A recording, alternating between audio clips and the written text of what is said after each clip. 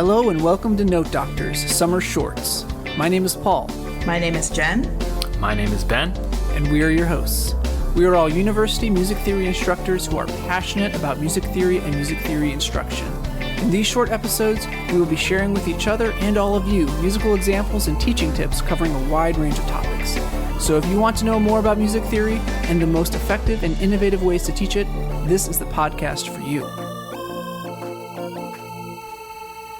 Hello and welcome back to Note Doctors, the music theory and pedagogy podcast. And we are on our second annual summer book club. So last summer, we all read together On Music Theory by Phil Ewell, and that was a great time. So we thought we would have another book club. So if you are listening in, you will be getting to hear our conversation on the first two chapters of Ken Bain's What the Best College Teachers Do. It's kind of a classic. I had never read it. I had read about it. I had heard people talking about it, but I'd actually never read it, so I was excited to kind of dig in here. Before we kind of have our conversation, though, I do need to mention our sponsor, the Texas Women's University School of the Arts and Design. Thank you, TWSOAD, for sponsoring our podcast for this current year, so we thank you so much, and you should check them out at twmusic.edu. I don't know if that's actually the website, but that will probably take you to a place that is close. I really should just write this down because I work for this place. But we're going to talk a little bit about it. So if you haven't read the chapters, this can be like an amuse-bouche for you to get you excited to read it. Or maybe you can pause it now, read them yourself, and then listen to our comments on it and see if they jive with what you think. But we're just going to open it up a little bit about kind of what you all thought about this book. Maybe we can even start with, like, had you read it before, or did you know about it before we kind of started digging into it? I knew a lot about the book, and I had read chunks of it as part of a class that I took like a long time ago. And I remember really liking it and enjoying everything I read, but I didn't remember necessarily like in detail. And I was a teaching fellow, but not like a professor at the time. Mm-hmm. So reading it this time, every sentence feels more relevant. There were several times where I reread a paragraph again just because I was like, I know there's more in there that I can get. Mm-hmm. So. Yeah, I had heard of it, but I hadn't dug into it at all. And it actually provokes some really good questions. Like, I've never thought about who my favorite college professor ever was. And then even on top of that, why was that person my favorite college professor? Or why was that particular course my favorite course? You know, because sometimes you think, well, I'm just interested in the content, right? I mean, music theory has always been interesting to me, and part of that is just because it's part of my passion. But then you can have an instructor that really does fundamentally change the way you engage with course content. And I think that's a really good starting point for this text. Mm-hmm. Yeah, and while this is not a music theory pedagogy textbook at all, I don't think he hasn't mentioned anyone in the music field, and maybe he won't for this entire book, but oh my goodness, there are so many times where like, hey, you just insert music theory into that sentence instead of anatomy or physics, biology, calculus. Physics. Yeah, like, oh, that applies exactly to our field too. So it's easily applicable, I think, to what we do as music theory teachers. Some of us listeners might be wondering, like, well, how does he gauge what makes a successful teacher, right? And I think that gets a little prickly, I think, because when we think about that, we think about student evaluations and how can you really know, how good a teacher is. But he gives two in the first chapter. He makes two statements on the kind of the evidence that they're looking for, because there had to be some type of outcome or evidence of teaching. And so the first piece of evidence that they're looking for is that these college students were highly satisfied with the teaching and inspired by it to continue to learn, and they were concerned with how those students performed after the final. Okay, and then the second thing they're looking for and then actually looking at what the students actually had learned and thinking of not just the content, but also, bigger things like critical thinking, problem solving, creativity, providing opportunities for curiosity. So it's seeing that the students didn't just learn what they were supposed to learn in that class, but this kind of deeper, broader understanding of maybe like how the world works even. And so there's a lot of focus on kind of what the students got out of it. And I get a little when I hear like student satisfaction, but I think there is something to that, right? Well, and there's a whole defense for Yeah. using student ratings at all. I think many of us are very frustrated with student evaluations, and I have been pretty vocal about the fact that I don't love them, and I don't know if it's good to say publicly, but I don't really even read them that deeply, or I don't read them immediately. I wait until there's some distance between having just taught the class and having just taught those students and reading those to teach the class again. And that's in part because I don't think those are asking the right questions. So many of the questions are about like,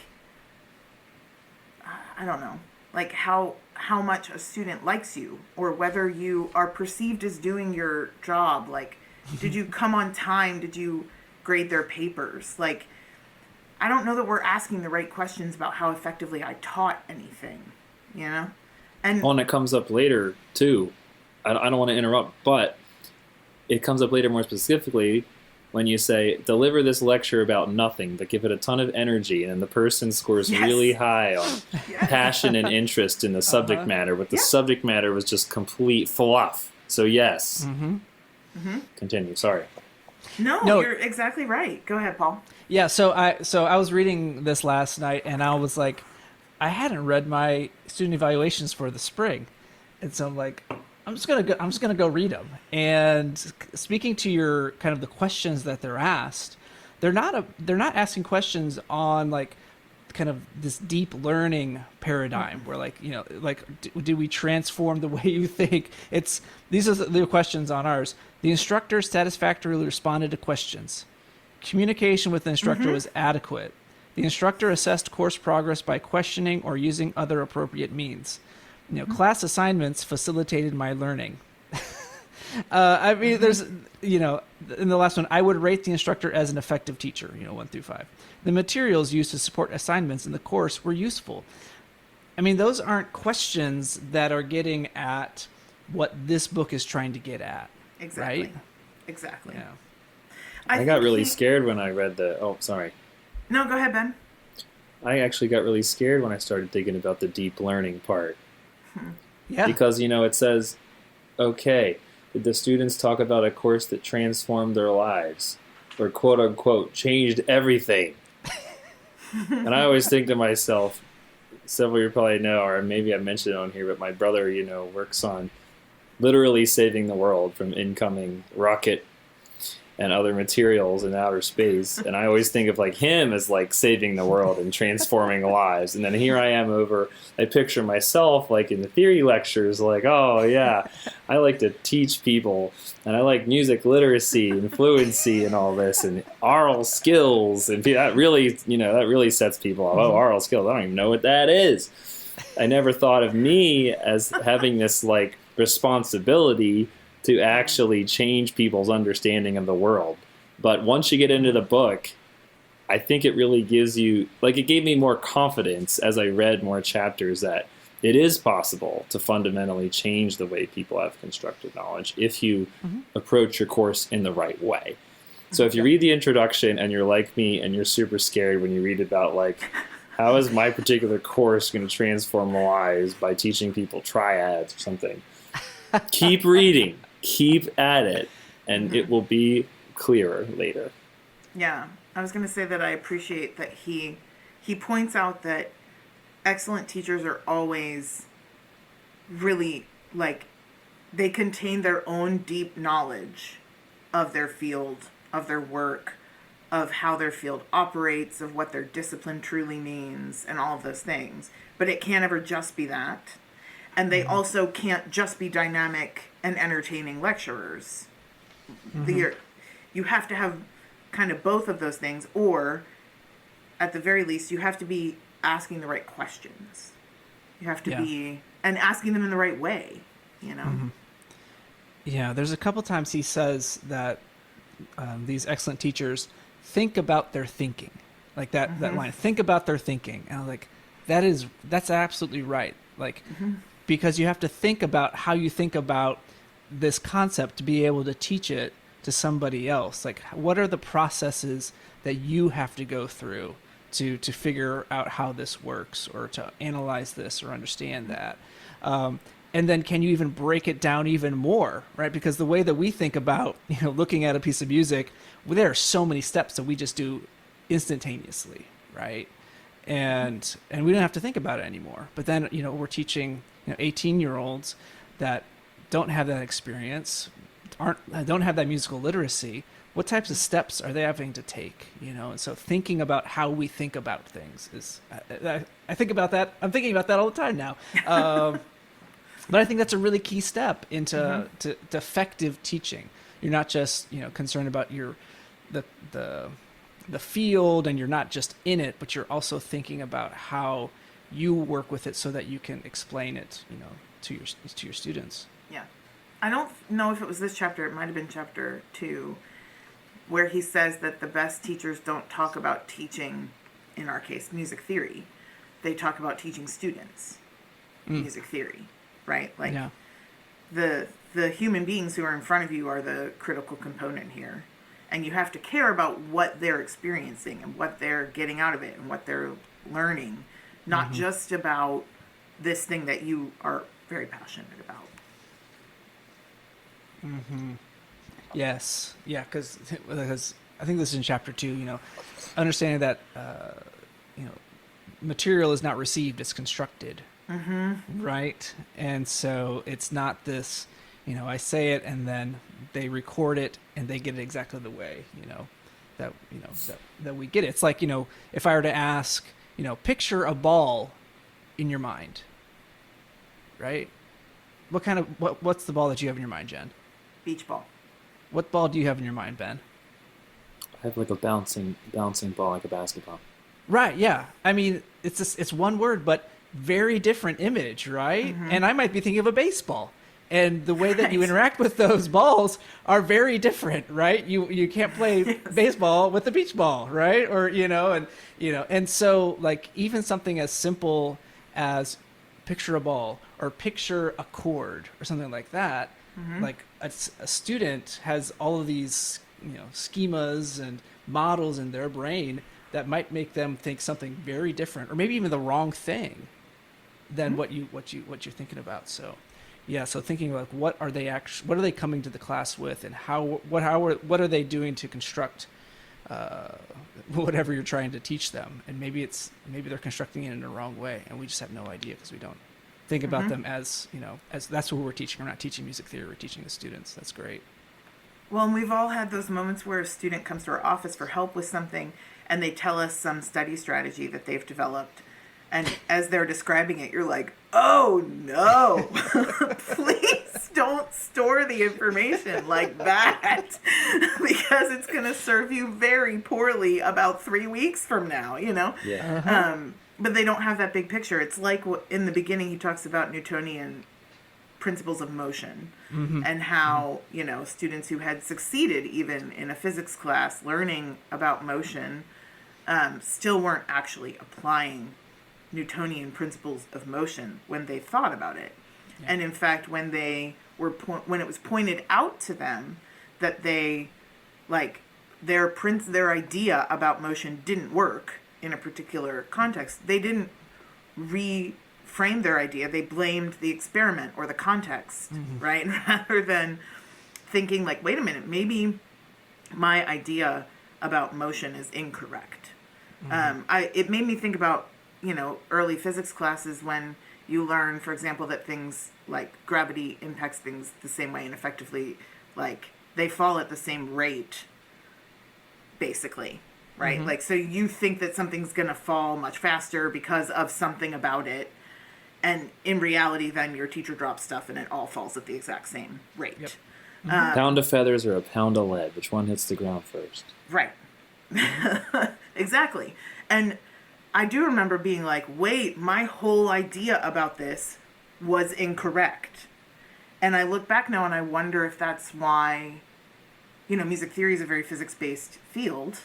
But also, my teacher at the time was like, you should be, so for minimal context here, AP Physics met at the same time as choir. So I was not in AP Physics.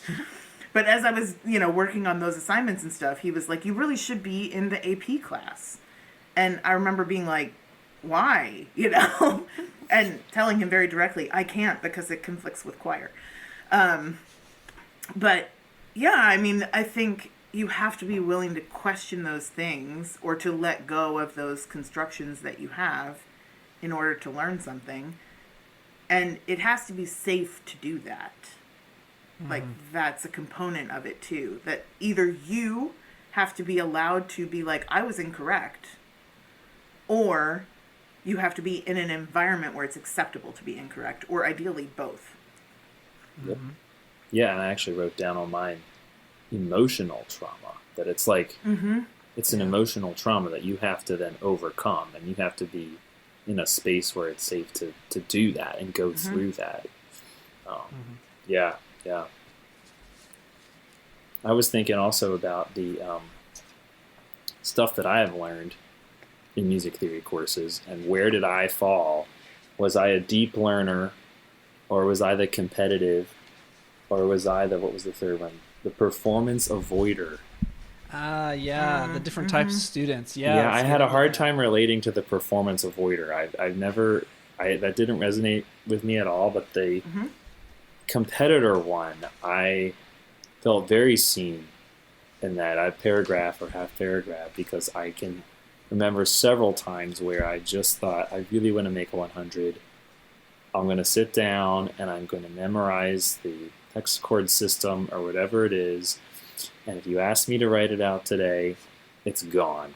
It's completely gone. And I always look back and I thought, why is that? Because I know I made a good score on the test, and I know that I passed whatever it was.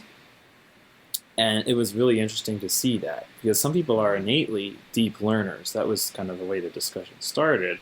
But then you have these other two categories where there are people who are driven by competitive success, so much so that it kind of puts that knowledge in another space that then just disintegrates completely after the exam.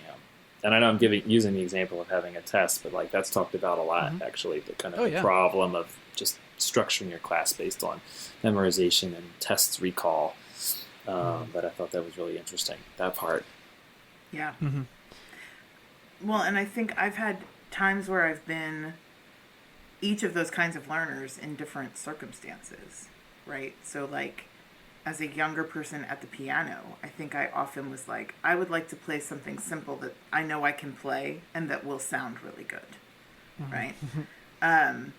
And I'm sure that's why many of my piano teachers were very frustrated with me because I was like, oh man, you gave me this piece, it's really hard, and I can't learn how to play that, Whereas if I had framed it very differently as like, why is it hard? Or how can I make it not hard? Or, how can I use this piece of music that appears very hard to learn some other technique or to improve my own technique and my own skills, my own speed, whatever, that maybe the outcomes would have been very different. And so is that the fault of the teacher to not recognize where those students are at and kind of push them towards this kind of more of a deep learning model? I mean, because that's kind of what he's getting at. It's, students are going to do what they want, but the teacher has to be aware of that and not just take that as a given. Okay, you're a performance learner. That's good enough, right? No, like we're trying to move them to, a place of deep learning, or where you're kind of avoiding difficult things. We don't want you just staying in that place. Can students change, I guess, and how do we change? How do we change them as teachers? We need to read more of the book, I suppose. But that's the question I have. Yeah, no, my my kind of takeaway from that, just in my notes, was I should be thinking about that in the way that I structure the class. Like, am I structuring the class such that just these competitive type thinkers are going to just completely disregard everything at the end, or am I creating activities where they're really having to get beyond and do something more? And as we said earlier, face those situations where they have to fundamentally change their way they're going about it. And there are some really good examples in there as well, but setting it up so that you don't even have to, like, you're sensitive to it, but like the structure of the class is already in place, that it will support, all three of those ways of going about it. That's the way I don't know. I wrote that down to, like, remember for fall planning. Yeah. I mean, the thing that stuck out to me was that you have to wait as long as you can to assign a grade to something. Like, whenever possible, give students ample opportunity to improve and change and alter and all those things before a sort of final grade is assigned. It made me, I allow homework corrections. I mean, to those of you listening, if you want to think about doing that, I've seen it help the students tremendously, but I've also seen it impact my sanity at times. So I don't know what to tell you there, but it is a lot of extra work, to kind of regrade things that you have already graded. But it made me think about how I allow homework corrections. Like, is there maybe a different way to do it besides the student just, like, meticulously correcting every tiny detail? And it also made me think about, like, maybe every student has to resubmit an assignment and it says, uncorrected or corrected or something. So if they just want whatever grade they received, I mean, at some point you have to give it a grade because our universities say we have to give it a grade, And maybe homework doesn't have to have a grade. But at the same time, semesters where I've offered completion grades, like, if you, a certain amount of the homework or certain parts of the homework would be just, if you did it, you get credit for doing that. Then those semesters, students actually performed worse on other parts of the class, worse on exams, worse on projects. But that goes back to his point, which is that if we're trying to motivate students through a grade system, it's going to last as long as the grade lasts, which is 16 weeks in my case. Right. Yeah, he talks about intrinsic and extrinsic motivation, and basically if you give, he cites some study where these students are given an intrinsic or extrinsic motivation, and they lost interest in the activity that they were supposed to be doing when the extrinsic motivation was taken away. Whereas without that, the learners or the people in that group kept on doing it. They were just intrinsically motivated. Yeah, and so that extrinsic motivation, we've all had students who were like, yeah, or at least I've had a couple students who were like, yeah, I'm getting a B in this class, and I don't know I think I might want to drop because I'm concerned I'm not going to get an A. And I'm like, what? But those are students that are just extrinsically motivated. They just want the grade or what you are going to do for them. There is no value in the learning, right? And that was like in this particular example, it was like week 8. There was plenty of time to get an A in the class, but they were just like, it's not worth our trouble, or we're not worth the difficulty, or they wanted that sure thing. So I was like, well, okay, you can drop. And that's a kind of extreme example, but there are students, I guess at whatever grade level, that have that motivation, and that's just what they're here for. They're here for this transfer of goods. I give them information. They do, they respond. They get a grade back, and we complete our transaction, which unfortunately is a very consumeristic type of model of education, which we're all trying to push up against too. And I think what this book is trying to get us to think more deeply about, like, it's not this just transfer of information. It's not about marketable skills, which of course I think we are offering marketable skills, but it's about creating people that can think deeply and be, well-rounded citizens in our world and make a positive impact. It's not just about getting a grade in a class. So one of the terms in chapter 2 that came up several times that really stood out to me was this term bulimic education. The idea that students are just fed something and then they just spit it right back out, and then that the whole transaction, the whole situation is just done. They walk away from it with nothing. And, you know, there were many times reading the book where I thought about, he repeats over and over that some teachers, some professors have this idea that students have to learn the basics of the discipline first before they can think about them. And I definitely have heard that said in our world many, many times. Yeah. But what that creates is bulimic education. Right? That's what it gives you. If you're just like, memorize this and spit it back at me. That's what it gives you. Right. Without the application piece at all. Yeah. Or the curiosity. Yeah. I will say I've been super guilty of making people memorize stuff. And not saying that I've had memorization as like the end goal. I think we've all... Yeah. And it's hard not to. Like, you have to memorize the notes on a staff. You should memorize your key signatures. Right. I mean, you need to know what those dots and lines and flags are for, right? I mean, that's critical, right? But it is. I mean, that's the problem, is that it's like, I do want them to understand how keys and key signatures came about. I do want them to have that knowledge. But if they can't look at a piece of music and determine what key it's in, then that knowledge is not useful, you know? So, I don't know. It gave me a quandary. Like, are skill tests useful? They're very stressful for the students. But then again, they get sort of endless opportunities, you know? And they don't really have a grade until they're in sort of like a passing territory. So there is an element of, like, if they're going to have to memorize something, this is maybe the way to do it. Yeah. But, yeah, I don't know. It has made me think about a lot of those things. Like, there are elements... Actually, Paul, your wife said this to me once, that she became more successful in music theory when her teacher just broke down for her what it was that she needed to memorize.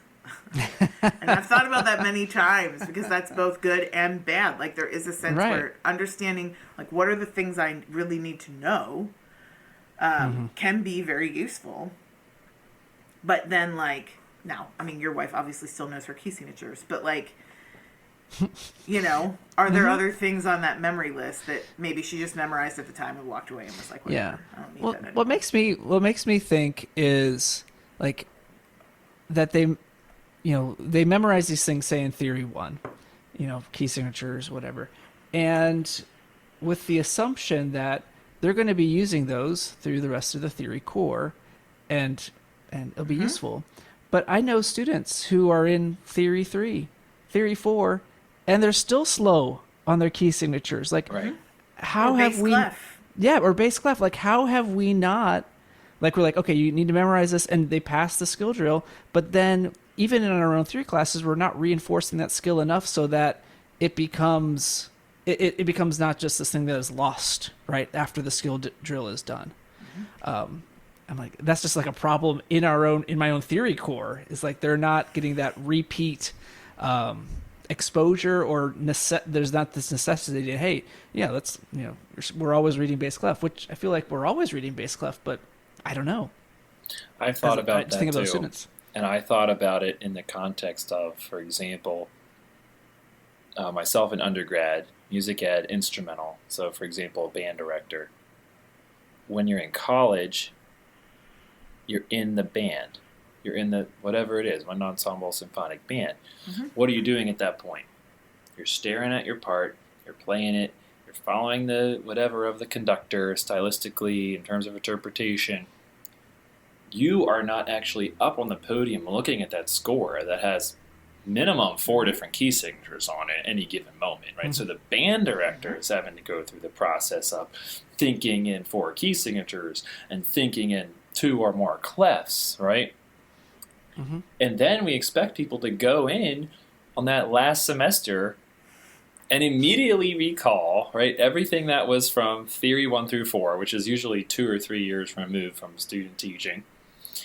And you have to then apply the skills. I wish I tried in my class at least to have people come up, and I would put the first page of an orchestra or a band score, and I said, are you music ed instrumental? So it wasn't just anyone. And I said, look, this is the first page. How much time would it take you to dissect that? And then how would it help you more quickly digest this material if you had your key signatures memorized at a snap of the fingers? That was my attempt to at least make it more practical, but it's hard because they're so far removed in theory 1 from that moment in which they actually have to do the thing. That's true.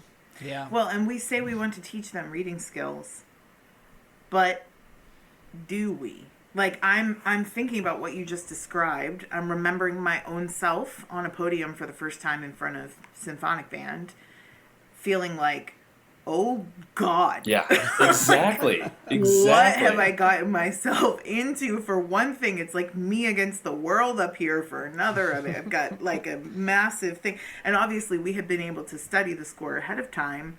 And because I play a transposing instrument, I had that edge. But many of my students are singers. Like the whole concept of why a transposing instrument would exist to begin with. They're like, it doesn't make sense. Write everything in C. Why are they doing that? Anyway, you know. So, you know, how much better off would we be if we designed things around like the reading skills they need to actually function? And I thought about, at first I was like, well, what deep questions can we really ask about notation? And then when I really started thinking about it, I was like, there are many deep questions we can ask about notation. Starting with, is it necessary? When is it necessary? Why? Why did they come up with this way? We could look at neumes if we wanted to. We could, you know, I mean, and talk about where it came from, like how it ended up being the way that it is. All of those, why is inflation, like notation contains actual inflation, right? The notes get shorter and shorter and shorter the longer you go through history. Why? You know, those are all ways to get them really engaging with this thing that they have to read and look at over and over again, and maybe think about it a little bit more deeply. Yeah, why do we use notation, Ben? By the way, Ben's in the Czech Republic, having to learn folk music of the Czech Republic and dealing with all sorts of interesting notational challenges in interpreting that music. And I mean, that's a great opportunity to dig into that, like hands-on. You're like, oh, there is actually an articulation on that note that is not notated. Even in what you have notated, you're encountering complications where not all of the information is there. Yep. And some of it you just have to intuit. Yeah, been it's been a really good week. I'm here in Moravia, for those that are wondering, and studying Dechovka traditions, which is part of a folk tradition of Moravia, and there are no scores. So all the pieces we've played, there are no scores. They have Staranka, which is a part book, and you know, within probably the first 8 measures of playing a polka, a well-known polka, we were cut off, and the director said, "Why are you playing it so long?" You know, and the quarter note was supposed to be very, very separated, but none of that was marked into the music. And then we brought vocalists with us, and there were no vocal, let's say, sheet music, as we would consider maybe growing up in Texas. It was just a lyric sheet, basically, what we would refer to as a lyric sheet. And they said they were providing vocal sheets for us, and I assumed that would be the notes with lyrics on them, and that was a bad assumption on my part, and it's really good, really humbling to do this. So we had to take trumpet or clarinet parts and then match them up with the lyric parts to get the final product, which they already knew. And their vocal music, as one might think of it here growing up, does not exist, nor has it existed. So it's a really interesting testament to some of the things that we take for granted every day, especially in terms of literacy and just, the music existing does not require sheets at all. And our director, our clinician, by the way, in 4 days worth of clinics so far, has not looked at a score and has not referred to any sort of notes whatsoever, but has been able to sing every single part in the ensemble and play drums and play mellophone and play trumpet along with us. So this person is not a professional musician. So, but you'd say he has musical literacy. Exactly. He has such a high degree of really stylistic literacy too, is what it is, Yeah. So it's really, really been fascinating to actually do that in a folk music context that I'm completely unfamiliar with. Yeah. Well, I think that's a good place to stop for now. I think we got through most of chapters 1 and 2. I think there's something I might want to add maybe next time we talk about first day of class. He talks a little bit about some kind of interesting things. We could talk about that next time. So hopefully you are able to continue listening with us as we get into the next few chapters of Ken Bain's What the Best College Teachers Do. And we hope you have a great week, and we'll talk to you later.